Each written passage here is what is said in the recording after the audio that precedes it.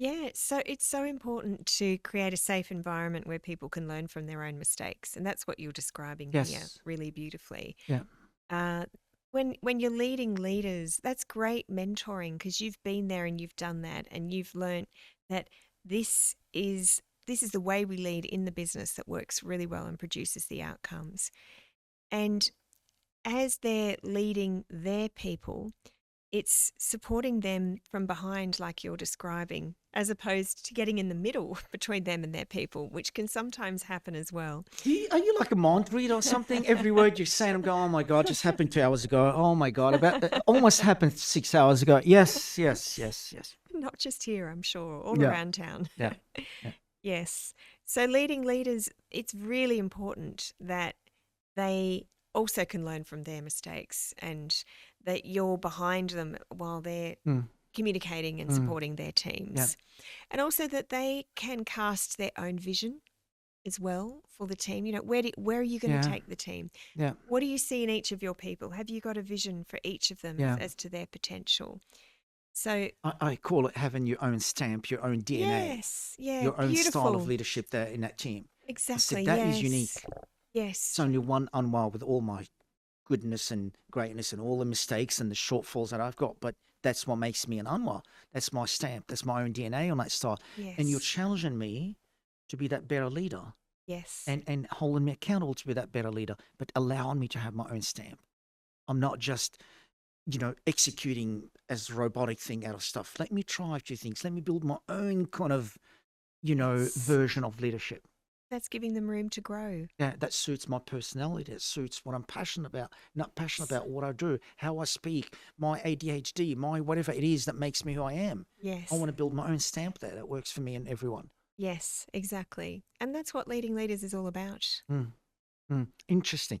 How about this is probably one of the most profound probably point that we can talk about for the next hours.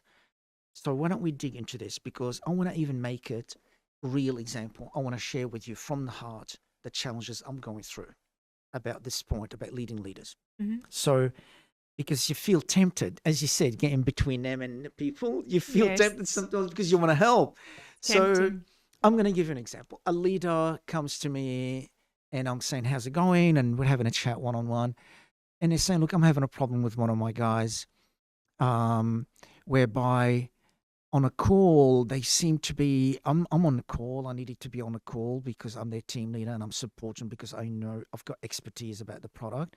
But also the product expert, they gave me the same feedback when they were supporting that person on calls. They're trying to sell, but they are great at what they do, but they don't have expertise in product, which is understandable. Yep. We bring HR experts to be able to talk about experience and how that product can be really adding value to that company. How can it be implemented? How can it solve the unique problems about this company? And so this person is sort of, bullying the conversation, not allowing people to come in. Hmm.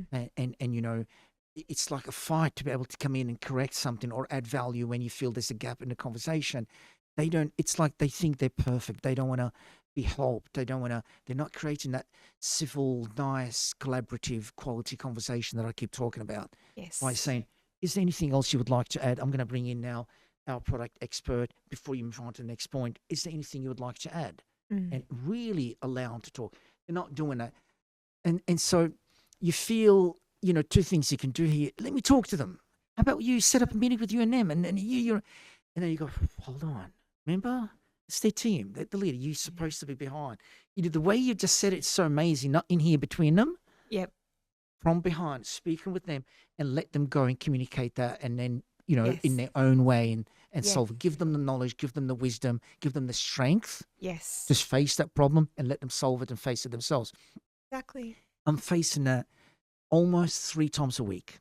Ah, yes. And I still haven't made any major mistake where I'm going in between and say, but it's so tempting. Fabulous. Yes. It's It's if you can tempting. speak to that from your own experiences and maybe share from some clients or experience, because I think so many managers will relate to this and leaders. Yes. Yeah. It's really amazing.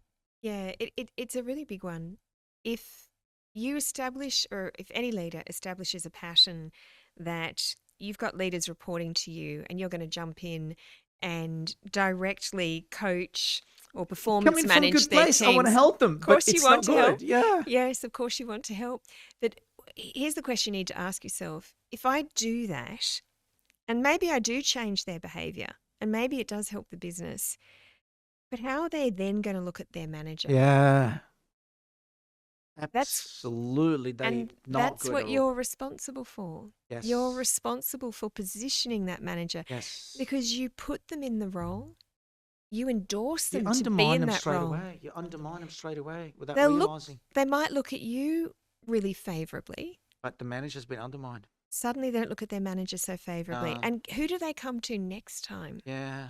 They've got a dilemma. Suddenly they all start coming to you. Mm, mm, And then it's not long until they come to you about the manager, not about the work. mm, They come to you about the manager. And mm. meanwhile, the manager is just getting smaller and smaller Yeah. and smaller and smaller. You know, Vanessa, what you just did for me by just articulating that so nicely and reminded me how important, or it strengthened my belief in how important that point is, just priceless. I really hope at least one person, other than me, learns from this. It is so important that it's an investment.